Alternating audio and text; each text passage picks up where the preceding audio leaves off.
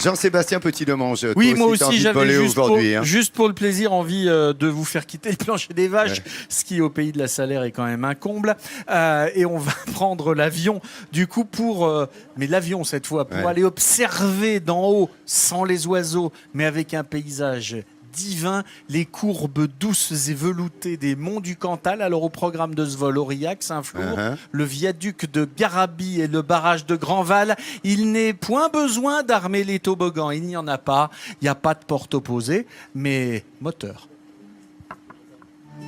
Avec 30 ans de vol à son actif, Michel est plutôt du genre serein en embarquant dans son Cessna. Même lorsque le vent souffle et que l'orage est à 2 doigts d'éclater.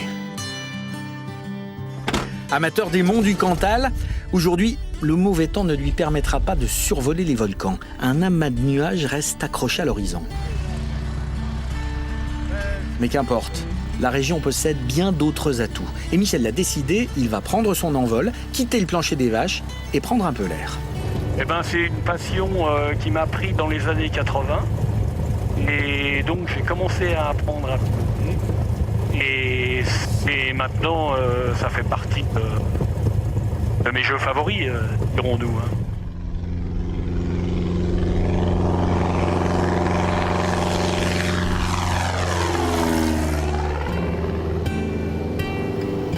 Vu d'en haut, impossible de ne pas reconnaître ce décor. Ces champs verts et ces courbes typiques du Cantal. Première étape de cette croisière aérienne, Saint-Flour, une ville construite sur 2 étages.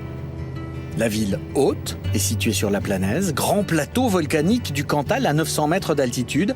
La ville basse est, elle, construite dans la vallée de l'Ander.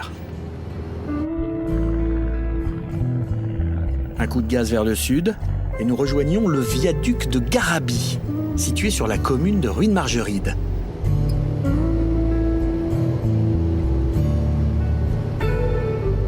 Un ouvrage ferroviaire construit par la société de Gustave Eiffel et achevé en 1884. Il permet de franchir les gorges de la Truyère, un affluent du Lot. Coup d'œil le long des gorges de la Truyère sur le château d'Alleuse, un château fort en ruine. Michel, à 67 ans, n'est pas prêt d'arrêter. Et lorsqu'il atterrit, à chaque fois, il n'a qu'une idée. Repartir, voler. C'est un peu le leitmotiv de ces 2 sujets. C'est qu'à chaque fois qu'on vole, on n'a qu'une envie en touchant terre, c'est de repartir. Parce que c'est tellement beau, la planète vue d'en haut. Oui, alors surtout le Cantal, là, parce oui. qu'on voit bien que c'est une région, tu vois, et puis- que l'on peut visiter. On avait l'impression, ce que me disait Christophe, notre rédac chef, il me dit, on a l'impression d'être dans les fjords, quoi. C'est magnifique. Exactement. C'est plus que les abers bretons, c'est des fjords. Et c'est de la montagne. Est-ce qu'on C'est de la caresse- montagne, voilà. Est-ce qu'on caresse les œufs de Cessna avant juste avant la naissance de l'avion pour l'imprégner? Absolument. On imprègne le Cessna.